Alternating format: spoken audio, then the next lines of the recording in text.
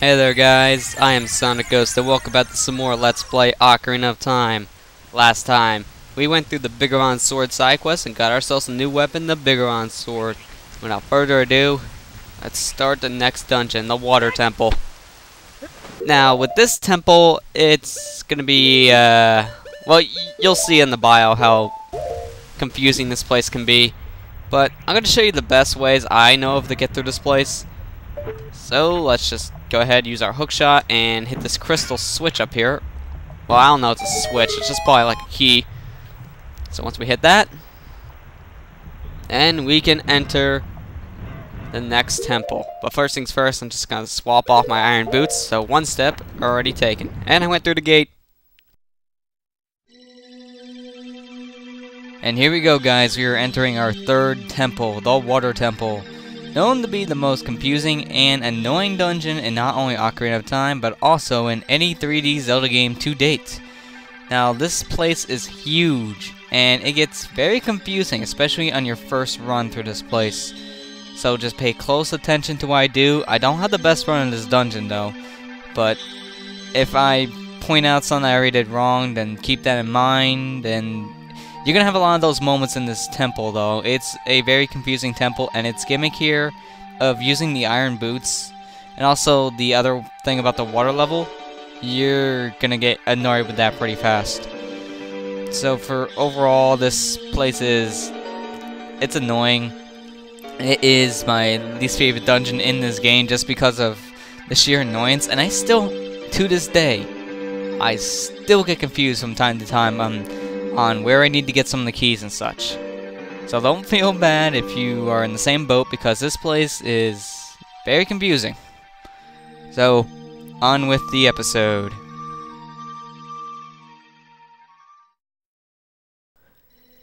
And here we are, the Water Temple. This is probably known as one of the worst designed Zelda dungeons. I've been hearing by almost everyone that they hate this dungeon with a passion. Personally, I don't hate it that much. Of course, I don't find it all that enjoyable. It's one of my least favorite in this game, but I don't find it as bad as everyone has to say it is. But this is why it's so bad. Okay, keep on swapping around your iron boots from your normal boots, so it gets very tedious. Plus, this place can be kind of confusing on your first run. So, just pay close attention to this if you are just playing this game for the first time. So what I'm going to do is come here to the right side, down here on the first floor, go through this area, and guess who? Oh, you, if I'm right. Link? You're Link, aren't you? It's me, your fiancée, Ruto, Princess of the Zoras. Little shock there, Link? I never forgot the vows we made to each other 7 years ago. You're a terrible man to have kept me waiting for these 7 long years. But now is not the time to talk about love. I'm sure you've already seen it. Zora's domain, totally frozen. A young man named Sheik saved me from the ice. But my father and the other Zoras have not yet. I want you to save them all. I want you to save Zora's domain. You have to help me. This is a request from me, the woman who is going to be your wife. If I have a say in this, it won't be. Link, you have to help me destroy the evil monster in the temple, okay? Inside the Water Temple, there are 3 places where you can change the water's level, which is the gimmick of this place. I'll explain more later. I'll lead the way. Follow me quickly. And she goes ahead and swims to the top. So, yeah, we have to swap the water levels around in this place quite a lot, which is also the other gimmick of this place. The iron boots and the water levels is what makes this place pretty annoying, because you have to go back and forth between these levels a couple times just so you can progress through certain rooms. Very annoying. Although there is faster ways to do this stuff. So first things first, I'm gonna head in. Not run to the door, Link. Jeez. So we have these enemies here. Spikes, and well, these guys, they can hurt you in their spike form, but what the heck hit me? They were not spikes. But if you attack them when you're rocks, boom, they're dead. But now that I'm using the sword, I want to explain what I'm going to be doing with this Bigoron sword throughout the game. I'm not going to be using it all that much. You might see me use it like once in a while, Okay, there's nothing in there. Sometimes there's something in those walls. But you're not going to see me use this thing all the time, but I'm going to make sure not to use this thing on most mini-bosses, and also not on the main bosses of each temple. I mean, that's going to be very cheap if I do that. There might be one mini-boss I'll give that exception to, but... Oh, wait. I need to play Zelda's Lullaby here, because that's how you activate this. Because if you check this little poster here, I guess, those who wish to open the path sleeping at the bottom of the lake must play the song passed by the royal family, which means play Zelda's Lullaby. And each time you do this, then the water level will change. So this one up here, this will change the water level now back to normal, and yeah, everything is going to go back down to no water. So, this probably is not going to be the best idea. The heck? That was a little glitch right there. I thought I was still playing the Ocarina. So what I'm going to do right here is, I don't know if I'm going to use this or not, but I'm going to place the Ferori's Wind. If you have a need to place this like either in the beginning of the dungeon or right here next to this one area, go ahead. Because that's going to really help us later probably. So I'm going to see something. Ah, no. I thought I can hit that, maybe bounce off that wall up there and get there early. But oh well. You can use either Din's Fire here or just standard arrows, shoot it through the fire. We did this once before in the Forest Temple. There we go.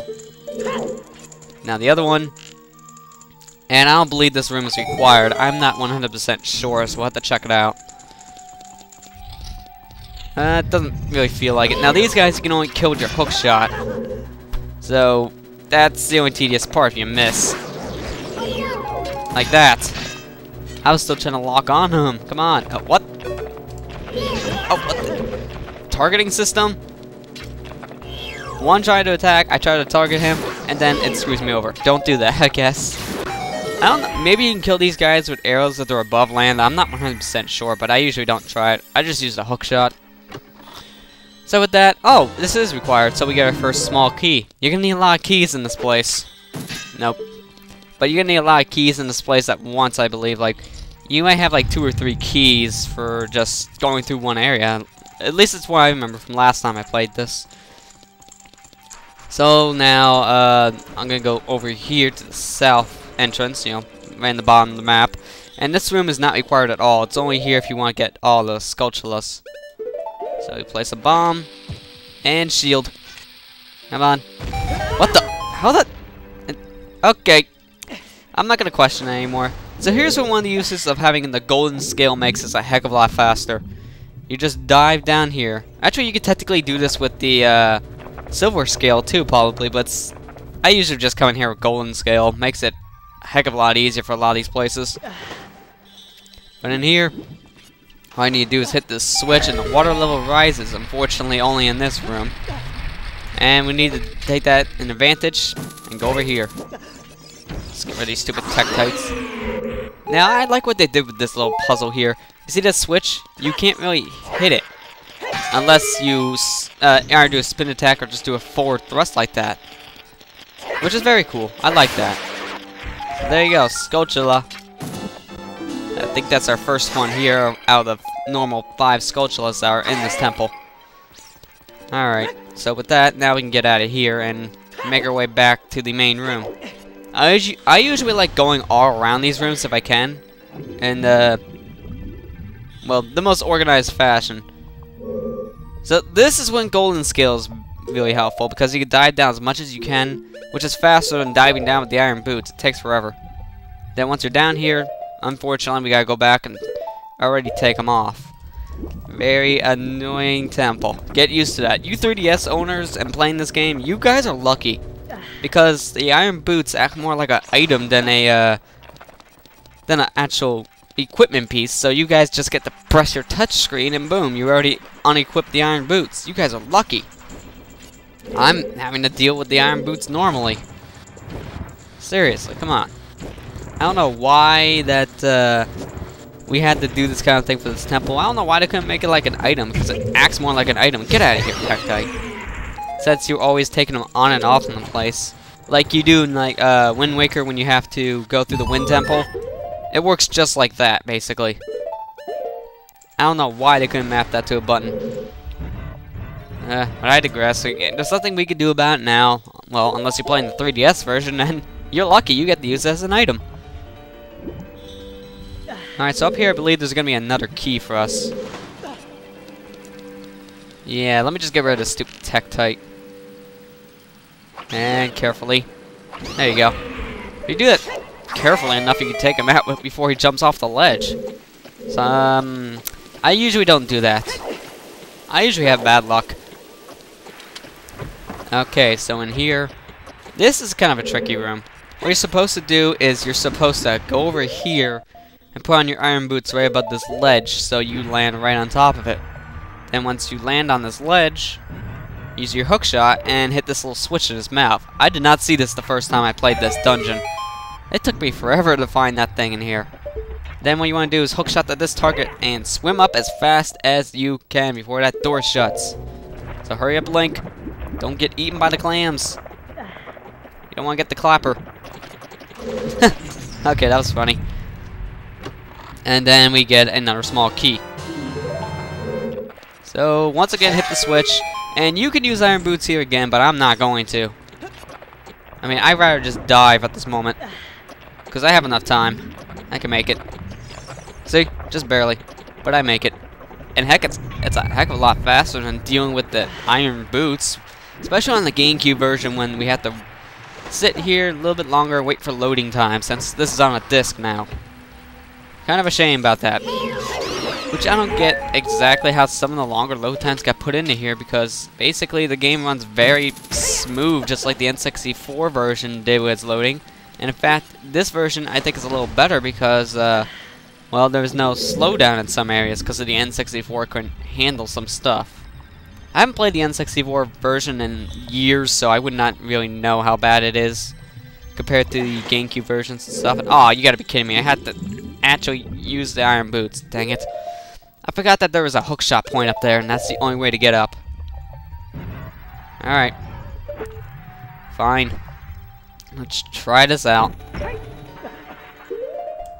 Iron boots. You're gonna be the death of me in this place, and we're not even off the first floor yet. Now you can't go to that north room yet on this first floor. If you go there, you can't do anything until you get the item in this temple, so we're gonna skip it. And right over here is... Right over here, there's a hookshot point. Jeez, I don't know how I forgot about that. And now I'm at the player Zelda's Lullaby again. Get the Ocarina out, man. Oh, how'd I screw that up? What the? There we go. C-stick, cooperate with me. Jeez. You know, sometimes I notice that on the Wave controller I have, it's kind of dying a little bit because the range of the joysticks aren't as good as they used to be. Like, I remember one of the days I was trying to play, it was a 2D game. I can't remember exactly what it was. But I was trying to move, like, up and right on the screen with the joystick, and it didn't really work for me. It did not work at all, basically. It kind of, like, moved up and then right, up, right. It didn't really respond to the right direction. But then when I used the D-pad, then you know, responded to the actual actions. Alright, so what we need to do here is hit that switch, and a bunch of enemies come out. So I guess this is kind of like your fighting room now that we had back in the Fire Temple. And carefully. Oh, I thought I was gonna get you guys before you all came back up. Jeez. Oh, what? I can't even see anymore. Get away from me, you stupid clams. Too many things on screen at once. Come on. Now, if this was the N64, this would probably be slowing down. Because the N64 sometimes didn't have the best of frame rate when there was too much stuff on screen. I don't blame it, because it was an early 3D console. So it couldn't handle too much stuff. Oh, well, let me get my arrows and swim back up. Like, I've seen the Banjo-Kazooie games that are on the... What the heck was that? It was like spazzing out. Jeez. My controller is really going. But no, I remember I saw the Banjo-Kazooie games, you know, Banjo-Kazooie and Banjo-Tooie ported over to the Xbox 360, and they have fantastic frame rates on that version compared to the originals. What the heck? I don't know why Link just did that for, but okay. I'm just gonna sink down, take the boots off so I can swim. But no, the Xbox versions have a fantastic frame rate compared to the N64 versions, especially Banjo-Tooie, because that game did not have that good of a frame rate at all. There was way too much stuff going on for that game to actually keep the N64 from, you know, crapping out on stuff. And as much as I love those games, I would really prefer now just to play that on an actual Xbox 360 for a better controller and also better frame rate. Especially the first one, because that first game, Banjo-Kazooie, I did not like recollecting all of those notes after I died, because I sometimes die a lot, especially like in Rusty Bucket Bay. I liked the level, but I was not good at it as a kid. I'm alright at it nowadays, but I haven't played the game in years, actually. I tried to play some of it last year, but I got as far as the mansion. Jeez, I cannot remember the name of it right now. I'll remember later though. But I got as far as the 6th world, the mansion, and I had to turn it off, and I never went back to it for a couple weeks. Then I forgot what I was doing on the game, so haven't played it ever since then. That's been about a year now, surprisingly enough. Alright, so you need to hit that crystal switch over here, because this water does not stay down very long at all. And then once we do that, then we just get the compass. So we're almost ready now to actually go back to the 3rd floor and have the water up there, but there's still one more thing we have to do, and is actually go up there. But I believe there's another way to get up there if you have the Scarecrow song, but I don't know if I can reach it. I know about it, but I don't think my hookshot can reach that far, so I'll see. I'll go just showing you if I can reach it. Come on, C-stick, thank you. Sheesh. I seriously gotta just hope for the best, I guess, for this controller now. Okay, it doesn't work for me, but up there, if you play the Scarecrow song, the Scarecrow will come there. And it looks like for me, if you're on the 3rd floor, then you'll be able to reach it, but I don't have the means to get to the 3rd floor right now, so... Whoa, Tuck-Tie, I'm going in here. Yeah, we just have to go the long way. Now, wait a minute. Is there going to be a Tuck-Tie falling from up there? There you go, now you're safe. So stand on this little geyser and shoot the crystal switch. Okay, fine, I'll use an arrow. Jeez, I don't want to waste arrows, but if I have to, I must. And there we go. Now we're back up to the... Don't fall, Link. Now we're back up to the 3rd floor. So, once again, play Zelda's Lullaby. And now we raise the water level to the 3rd floor. And now thinking about it, it actually... You know, wait, never mind. I was thinking it might have been better to just place the Froy's Wind back in the other room, back where we raised the water level to the 2nd floor. But now thinking about it, you couldn't really do that. You have to still take care of the water level on the 1st floor, then go in there. You wouldn't be able to, you know, decrease that water level, because I need to do that. Alright, kill the keys. And get an arrow. Now over there's a Skulltula, but unfortunately we cannot get that just yet. We have to wait until we get the item from this temple. So, hookshot on these little things. This is kind of tricky, but if you do it fast enough, you can get up here without really falling off. Once you get high enough, I believe, yeah, right around here, you can. Oh no, I missed my jump, I guess. But right around here, you can hookshot onto that panel, and there we go. Makes that low. Oh, I don't have another key. Crap. Well, I guess that's a good place to stop for this episode then. I don't know how I forgot the key I needed. So that's gonna be it for this episode, and next time on Let's Play Ocarina of Time, I'm gonna find that key that I need for this door. So with that, I'll see you guys next time. How did I forget this key? I will never know.